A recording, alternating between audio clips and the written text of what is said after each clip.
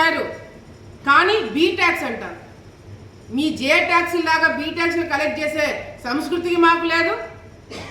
ప్రజలు మమ్మల్ని ప్రశ్నిస్తారని భయం మాకుంది. అంత ధైర్యం మేము చేయలేము. ఈరోజు నేను ఇప్పటికిప్పుడు పోదాం. ఎవరైతే ఇల్లీగల్గా కన్స్ట్రక్షన్ చేశారో అహోబిలంలో అన్ని కూల్చేద్దాం. నేను రెడీ. ఇప్పటికిప్పుడు పోదాం. వస్తారా సాక్షి వాళ్ళు? వస్తారా వైసీపీ వాళ్ళు? గత 20 సంవత్సరాల నుంచి కాదు, అహోబిలంలో మీ ఇంటి దేవుడు అని చెప్పి మీ పెత్తనం ఇన్ని రోజులు నడుపుతూ మీరు అడ్డంగా పర్మిషన్లు ఇచ్చుకొని మీరు అక్కడ ట్రాఫిక్ ప్రాబ్లం కావచ్చు.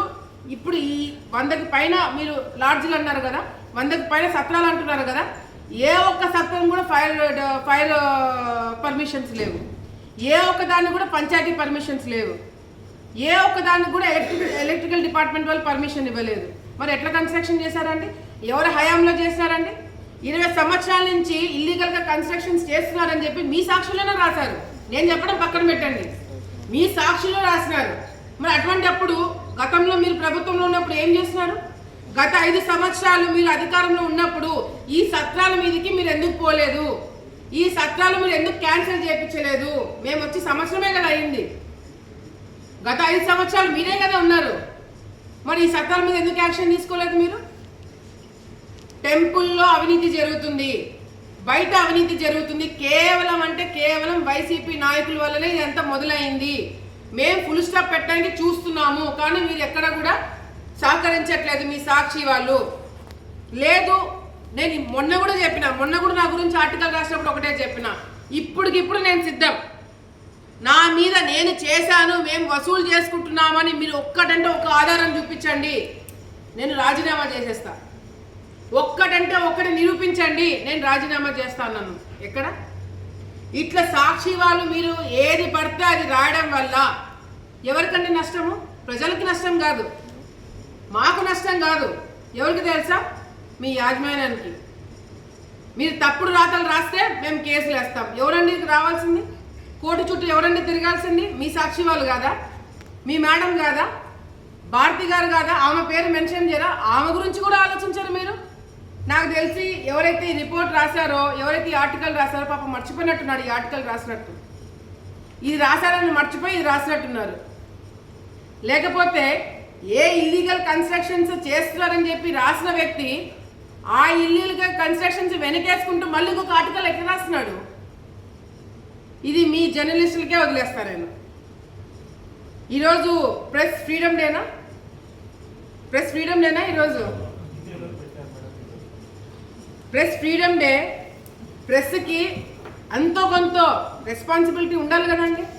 ఎవరి కోసం రాస్తున్నారండి? దీనివల్ల మీరు ఆ చికెన్ దాని గురించి రాస్తున్నారు. ఏ ఆలగడ్డలు ఓట్లు వేసే వాళ్ళకి తెలీదా? ఆలగడ్డలు చికెన్ కొనే వాళ్ళకి తెలీదా రేటు తగ్గిందా పెరిగిందా అనేది? మీ సాక్షి పేపర్ కొంటూ మీకు ఓట్లు వేసిన వాళ్ళే ఇది వాస్తవం కాదు అని మాట్లాడుకునేలాగా మీరు చేసుకుంటున్నారు. మేమేం లేదు. ఇది రాయడం వల్ల మేము ఆపుతాం అనుకుంటున్నారా? మీరు రాయడం వల్ల మేము వాళ్ళ మీద యాక్షన్ తీసుకోవడము ఆపుతాం అనుకుంటున్నారా? భయపడతామని అనుకుంటున్నారా?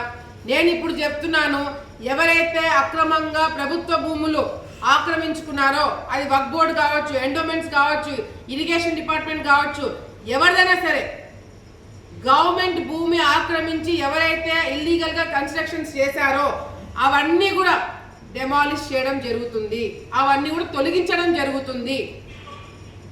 మీరు ఏం రాస్తారో రాసుకోండి, దాంట్లో వాస్తవం ఉంటే నేను ఒప్పుకుంటా. నా గురించి చాలా మందికి తెలిసిన వాళ్ళకి తెలుసు. మీరు వాస్తవాలు రాసుకుంటే నన్ను నేను కరెక్ట్ చేసుకోవడానికి ఒక సెకండ్ కూడా నేను ఆలోచించాను. అవును వాళ్ళు రాసింది కరెక్ట్, మేము మార్చుకుంటామని చెప్పేదానికి ఒక సెకండ్ కూడా ఆలోచించాను. కానీ మీరు తప్పుడు రాయడం వల్ల మీ డిగ్నిటీ, ఒక రిపోర్టర్గా ఒక జడ్జి అని చెప్పి మీ పెత్తనం ఇన్ని రోజులు నడుపుతూ మీరు అడ్డంగా పర్మిషన్లు ఇచ్చుకొని మీరు అక్కడ ట్రాఫిక్ ప్రాబ్లం కావచ్చు. ఇప్పుడు ఈ 100కి పైన మీరు లాడ్జ్లు అన్నారు కదా, 100కి పైన సత్రాలు అంటున్నారు కదా, ఏ ఒక్క సత్రం కూడా ఫైర్ పర్మిషన్స్ లేవు. ఏ ఒక్క దానికి కూడా పంచాయతీ పర్మిషన్స్ లేవు. ఏ ఒక్క దానికి కూడా ఎలక్ట్రికల్ డిపార్ట్మెంట్ వాళ్ళు పర్మిషన్ ఇవ్వలేదు. మరి ఎట్లా కన్స్ట్రక్షన్ చేశారండి? ఎవరు హయాంలో చేశారండి? 20 సంవత్సరాల నుంచి ఇల్లీగల్గా కన్స్ట్రక్షన్స్ చేస్తున్నారని చెప్పి మీ సాక్షుల్లోనే రాశారు. నేను చెప్పడం పక్కన పెట్టండి, మీ సాక్షులు రాసినారు. మరి అటువంటిప్పుడు గతంలో మీరు ప్రభుత్వంలో ఉన్నప్పుడు ఏం చేస్తున్నారు? గత 5 సంవత్సరాలు మీరు అధికారంలో ఉన్నప్పుడు ఈ సత్రాల మీదకి మీరు ఎందుకు పోలేదు? ఈ సత్రాలు మీరు ఎందుకు క్యాన్సిల్ చేయించలేదు? మేము వచ్చి సంవత్సరమే కదా అయింది. గత 5 సంవత్సరాలు మీరే కదా ఉన్నారు. మరి ఈ సత్రాల మీద ఎందుకు యాక్షన్ తీసుకోలేదు మీరు? టెంపుల్లో అవినీతి జరుగుతుంది, బయట అవినీతి జరుగుతుంది. కేవలం అంటే కేవలం వైసీపీ నాయకుల వల్లనే ఇదంతా మొదలైంది.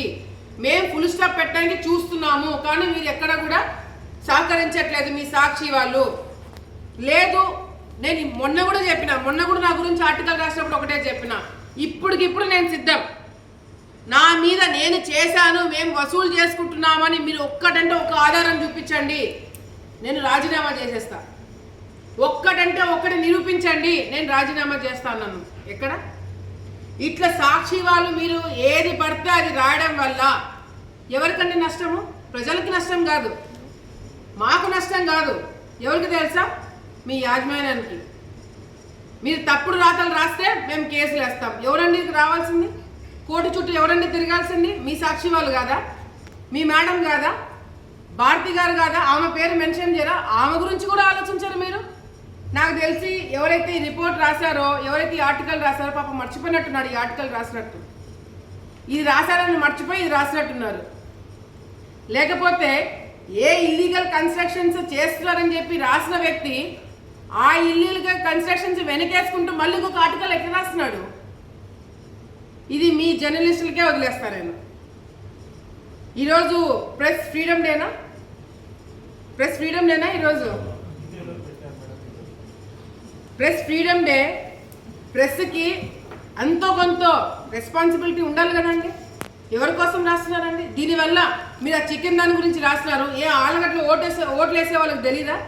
ఆలగడ్డలు చికెన్ కొనే వాళ్ళకి తెలీదా రేటు తగ్గిందా పెరిగిందా అనేది? మీ సాక్షి పేపర్ కొంటూ మీకు ఓట్లు వేసిన వాళ్ళే ఇది వాస్తవం కాదు అని మాట్లాడుకునేలాగా మీరు చేసుకుంటున్నారు. మేమేం లేదు. ఇది రాయడం వల్ల మేము ఆపుతాం అనుకుంటున్నారా? మీరు రాయడం వల్ల మేము వారి మీద యాక్షన్ తీసుకోవడము ఆపుతాం అనుకుంటున్నారా? భయపడతామని అనుకుంటున్నారా? నేను ఇప్పుడు చెప్తున్నాను, ఎవరైతే అక్రమంగా ప్రభుత్వ భూములు ఆక్రమించుకున్నారో, అది వక్ఫ్ బోర్డు కావచ్చు, ఎండోమెంట్స్ కావచ్చు, ఇరిగేషన్ డిపార్ట్మెంట్ కావచ్చు, ఎవరిదైనా సరే గవర్నమెంట్ భూమి ఆక్రమించి ఎవరైతే ఇల్లీగల్గా కన్స్ట్రక్షన్స్ చేశారో అవన్నీ కూడా డెమాలిష్ చేయడం జరుగుతుంది, అవన్నీ కూడా తొలగించడం జరుగుతుంది. మీరు ఏం రాస్తారో రాసుకోండి, దాంట్లో వాస్తవం ఉంటే నేను ఒప్పుకుంటా.